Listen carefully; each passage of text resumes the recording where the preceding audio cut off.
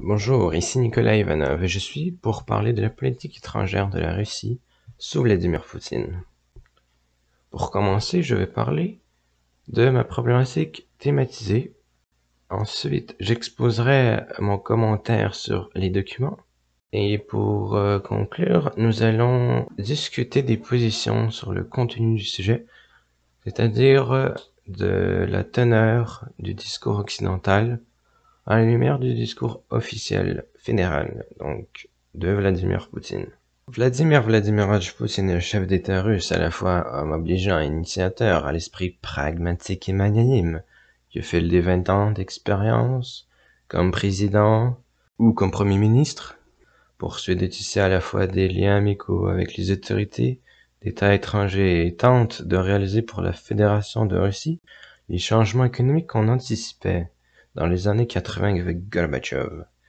Je me lance ce défi de persuader mes lecteurs que malgré le courant dominant occidental, américain ou européen, ce discours repugnant et salissant, sa réputation, ses projets, la politique étrangère de Vladimir Poutine, qui sème la controverse souvent violente et passionnée chez l'électorat américain, vise en réalité à défendre primordialement la place de la Russie sur scène internationale, de développer des relations économiques et commerciales, de sécuriser les frontières, de servir de sauver la vie de tous avec l'envoi de l'aide humanitaire à l'intérieur de la Grande Russie ou à l'étranger, d'exercer une pression constante sur le courant dominant par la dissuasion militaire, par l'établissement de liens réciproques depuis de nombreuses visites et les accords diplomatiques ou commerciaux avec des pays frontaliers, partenaires historiques, ou même d'autres comme le Japon, Israël, la Chine, les États-Unis, etc.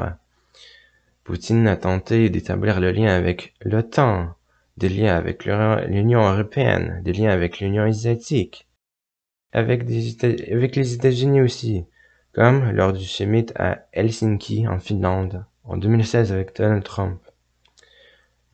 Je souhaite aussi explorer sa vision du monde et l'avenir de la Russie qu'il projette avec son idée d'un chef d'État national fort qu'il qualifie de nécessaire pour continuer l'exercice du pouvoir et le développement du pays.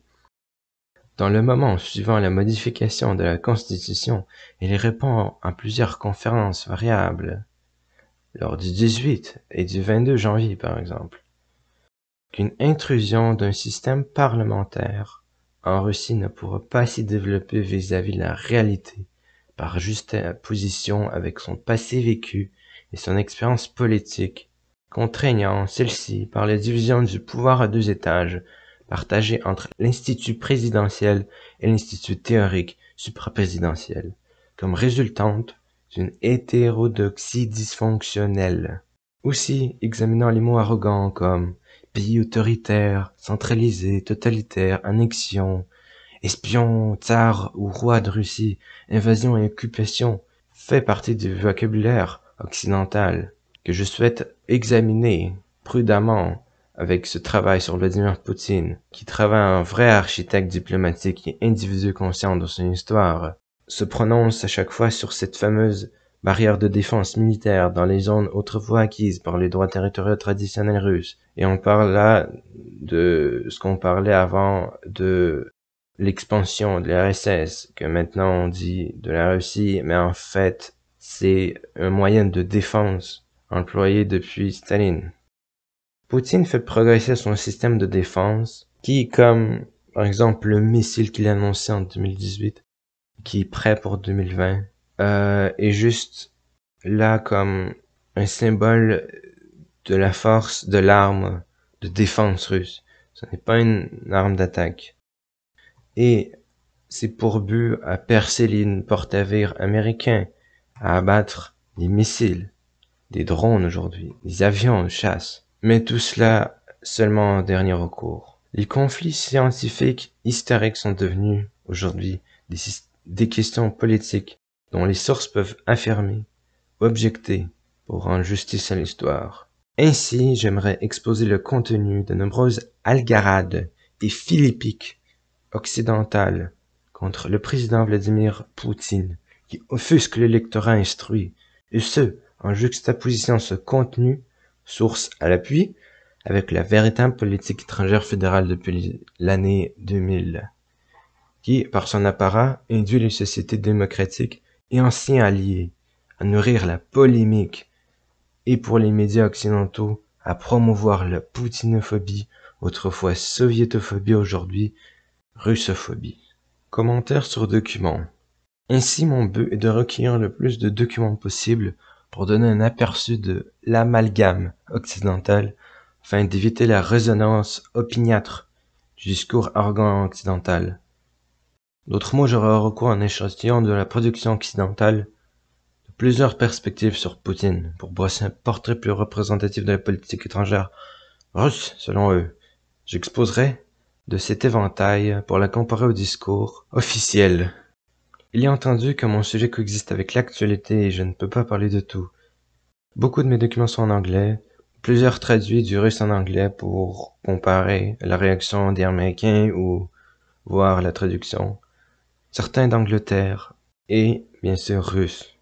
J'ai des discours officiels de Poutine. J'ai aussi à ma disposition des chapitres de livres, en ligne ou papier, articles scientifiques spécialisés, des discours officiels du président, des pages officielles, articles médiatiques critiques, reportages vidéo neutres et des reportages journalistiques biaisés. Ну, в этом направлении двигаетесь, безусловно, да? Есть какие-то трудности? Vladimir Poutine est classé comme un nationaliste conservateur qui a des plans futurs réalistes, échelonnés dans le délai, et si les plans ne sont pas réalisés ou ralentissent, il convoque des représentants des villes oblasts ou régions, ou sinon différents ministères, à son bureau pour un dialogue, pour soit les réprimander, les féliciter, ou connaître de nouveaux plans. Pour parler proprement de la politique étrangère de la Russie, il faut tenir en compte qu'il faut étudier le ministre des Affaires étrangères de la Russie. Et le premier ministre est Sergueï Lavrov. Dans un article paru en 2016, Lavrov indique que la Russie est très ouverte à des propositions et a même initié des projets de coopération dans le cadre des relations internationales. Grâce à la présidence de Vladimir Poutine, depuis environ cette année-là, la Russie est redevenue un point important dans les relations internationales et dans le monde. Puisqu'elle a des liens historiques avec l'Europe, la Russie a proposé d'abord une sécurité avec l'Europe au sein de l'organisation OSCE, organisation dont Trump depuis les accords de Paris, qui rompt avec le protocole de Kyoto et qui limite l'exercice de la pleine souveraineté économique pour tous les pays signataires, répond que cette organisation menace les États-Unis. Comme vous le savez, le gouvernement soviétique, avant de s'autodétruire, avait calculé que perdre l'URSS entraînera la dissolution de l'OTAN, mais voilà qu'on voit dans les pays anciens membres du pacte de Varsovie, les soldats américains. Oui. Et dernièrement, une base militaire à même la ville d'Ukraine, je ne sais plus laquelle, s'est établie et qui défend aux citadins de s'en approcher. Ce rapprochement avec les bordures russes constitue une menace, bien sûr, pour la Russie, et même que c'est mal évalué par certains occidentaux de cette telle aventure. Deuxième chose, et celle-ci concerne les priorités du MID. Poutine et Lavrov œuvrent avec l'implication de la FSB pour la sécurité nationale et à l'aide de l'armée professionnelle en partenariat avec d'autres gouvernements en ce qui se concerne une maximale activité antiterroriste soit développée dans les zones rouges. Lorsque la Russie est accusée de causer du tort, comme dans l'interview avec Chris Wallace concernant les banderonneurs en civil en série, ou lorsque Poutine est interrogé comme un prisonnier sur les ingérences de 2016 et de causer l'affrontement dans l'est de l'Ukraine, celui-ci calmement explique que les positions de la Russie sont dans les cadres des accords, que la solution à la crise ukrainienne est dans les accords du sommet de Paris. Aucune investigation n'a réussi à prouver ou à faire valoir des indices concernant l'attaque à la souveraineté américaine, même que ce n'est pas de l'intérêt de la Russie de se brouiller avec les USA, ni que cela n'accepte de fournir une quelconque preuve pour que les ministères de la Sécurité nationale de Russie font leurs recherches.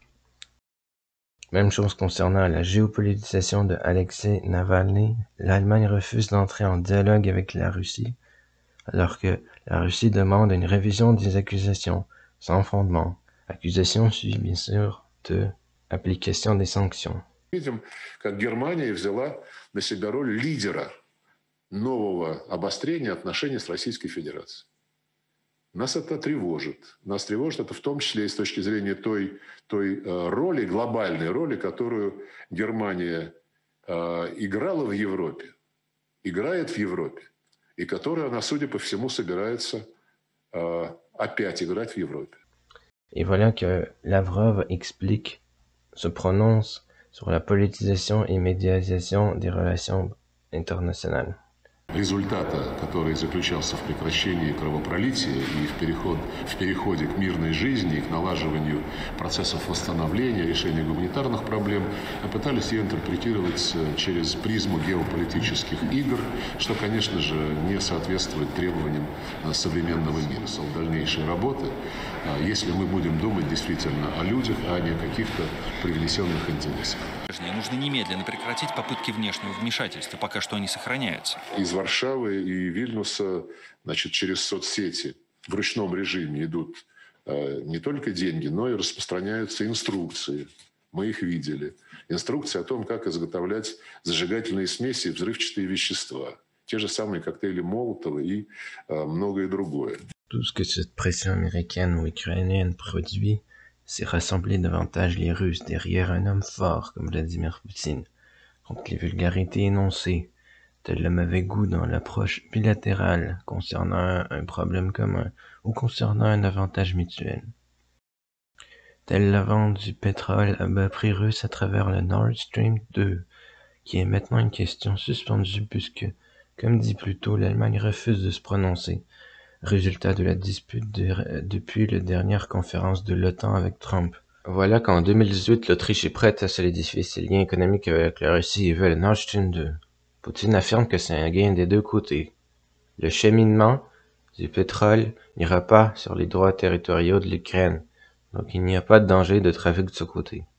Les sanctions américaines font mal à la Russie et l'effet miroiter envers ses adversaires. Il faut que les intérêts des deux pays soient comptés, et faire preuve de bon sens et enlever les sanctions envers le Nord Stream 2.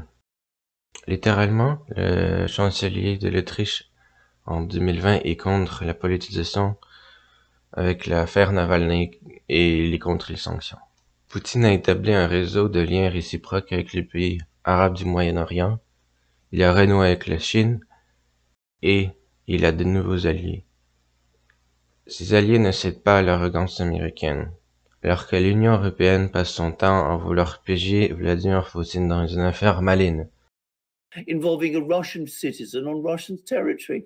I mean, why should you even be concerned?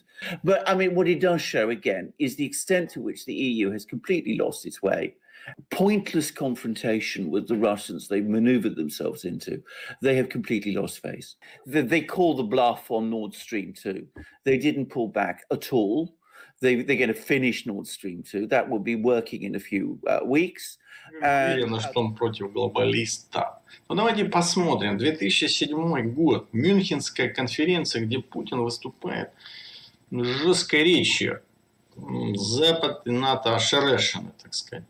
Un autre point important qui se trouve sur l'agenda des priorités du MID, c'est l'ouverture de nouvelles sphères économiques, dans le sens de la lutte contre la mondialisation ou globalisation, et pour le développement d'une pluralité de sphères économiques par biais des organisations à but de développer de nouveaux liens commerciaux bilatéraux bénéficiés. Ce sont les exemples de la création de BRICS, de l'Organisation des Nations de l'Asie du Sud-Est et de l'Union économique eurasiatique. Comme les politologues pananiens l'indiquent, Poutine s'est montré antiglobaliste depuis l'insurrection terroriste géorgienne qui s'est attaquée sur les soldats de la paix de Russie. Le fameux discours de Munich en 2007 aussi ébranle les esprits, alors que Poutine avance ses idées vers une fin de la primauté des États-Unis dans les affaires de l'Europe. Donc, pour une vraie démocratie, selon lui. Всех, кто находится в рамках этой системы, но и для самого суверена, потому что разрушает его изнутри. И это ничего общего не имеет, конечно, с демократией. Потому что демократия – это, как известно, власть большинства при учете интересов и мнения меньшинства. Dans un élan transparent et franc, il annonce que la Russie est là pour des intérêts et qu'il ne parle pas là de ses valeurs, de ses idéaux et de ses idéologies. Et les médias se braquent sur des sujets personnels de sensation pour défendre l'adversaire. Mais en permettant des agressions, telle l'affaire Navalny, opposant politique qui a recueilli seulement 2% des votes puisqu'il n'a aucun plan d'avenir pour le pays. Les médias donc dominants ont toujours essayé de montrer que l'adversaire est puissant et de convaincre leur opinion publique pour s'y prêter à de la défense. Donc il faut faire attention à la véracité et à l'incompatibilité des arguments sensationnels quant à la juxtaposition avec la réalité. Et c'est dans cet esprit de Munich, comme en 1938, Poutine en 2007 parle de action et de réalité. Et voici comment le grand journal The New York Times recrute ses meilleurs porte-paroles et avec quel ton grossier ils peinturent leur caricature de Vladimir Poutine. В России. Москва, Россия, описание работы. Вот это описание цитируем дословно, оно того стоит. Россия Владимира Путина остается одним из основных источников новостей в мире. Она отправляет группы головорезов, вооруженных нервно-паралитическим веществом, против своих врагов. Последний тому пример – лидер оппозиции Алексей Навальный. Malgré ces citates d'accusations que Poutine règne comme un tsar en Russie en éliminant ses concurrents politiques, le gouvernement russe poursuit de tisser des liens solides avec d'autres souverainetés dans le même esprit. D'après les auteurs de ce livre, depuis 2012, son troisième mandat, qu'émerge une consolidation des rapports avec les anciens membres de l'URSS, avec le traité de libre-échange à l'intérieur de la communauté des États indépendants. Comme il manquait de matière explicite dans la politique étrangère de l'Ukraine, qui restait forcément silencieuse, et qu'on pensait qu'elle jouerait un rôle majeur dans cet organisme, jusqu'aux détournements politiques qui ont suscité des questionnements sur les saveurs extrémistes et fascistes des révolutionnaires, le rêve de devenir la prochaine Union européenne s'est peu à peu volatilisé et a donné place à une alerte. Concernant la crise d'Ukraine dans ses rapports, Poutine a été déterminé à bloquer toute propagation de ce côté, des suscitations à la révolution de couleur ou à l'élargissement du conflit qui pourrait renverser la communauté des États indépendants et dépriver un autre membre, dans le sens antiglobaliste, mais aussi pour leur donner un point de défense contre les nombreuses provocations américaines musclées, forcées. La Crimée est redevenue russe suite au référendum. Aujourd'hui, il est perçu que la Crimée a été privatisée de modernisation et manquerait cruellement d'eau potable et d'accès à l'électricité. Bien entendu, l'Ouest parle d'annexion et évoque toutes sortes de violations vis-à-vis le gouvernement russe. Это провокация с целью заставить наши радиоэлектронные средства контроля прилегающей к нашей территории акватории включиться в боевой режим. Dans le même sens d'idée, la Russie et la Chine se sont approchées. On les voit dans la communauté Belt and Road qui est initiée en 2013 pour faciliter le transport des marchandises entre les pays eurasiatiques et qui pourrait devenir un succès diplomatique si, comme prévu pour 2021, le volume des échanges entre la Russie et la Chine pourrait remonter le creux des années 2017. Il y a aussi l'Organisation de coopération de Shanghai, dont les membres incluant la Russie et la Chine sont d'accord pour lutter contre le terrorisme et réduire les disputes territoriaux en Asie, qui a créé l'effondrement de l'URSS. Puis, l'organisation formalise peu à peu une coopération économique, puis sécuritaire et militaire visant à assurer la sécurité collective des adhérents. Les pays de l'Europe de l'Est ont passé du pacte de Varsovie à l'OTAN, mais où est la liberté? Ils ont juste passé d'un camp à l'autre et sont directement alliés aux États-Unis, ce qui empêche que l'Europe soit une entité fonctionnelle et active sur scène internationale sous la puissance de tutelle, d'où la claque de leur politique interne et le gros problème à laquelle la Russie fait face, alors qu'elle est parfaitement complémentaire vis-à-vis l'Europe. Ce n'est pas le comportement des Américains et de leur Mike Pompeo qui vont apporter sous prétexte des droits humanitaires, des droits souverains, des devoirs de protection ou l'établissement des souverainetés. En vérité, les mobiles des USA sont à la base de leurs relations internationales, prises sans adhésion publique, sur des bases froides, matérielles, sur ce qui est souhaité par rapport au territoire. La partie visible du iceberg est le prétexte idéologique donné au public pour les convaincre pour l'établissement de la démocratie. Pour les Américains qui vivent dans l'hypocrisie, la géopolitique remporte, alors que l'idéologie persuade et légitimise une décision.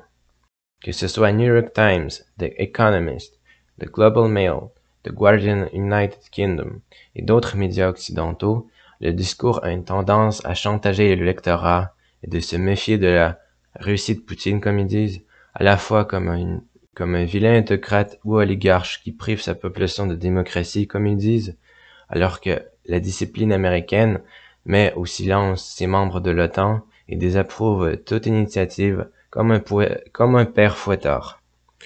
Le suivisme européen vis-à-vis les USA est flagrant, et la politique de l'alignement de dessus se fait sentir avec, comme le pensent les diplomates russes et biélorusses dans l'affaire des protestations organisées en Biélorussie par exemple, depuis des lignes de communication à travers l'Internet en Lituanie et Pologne par exemple.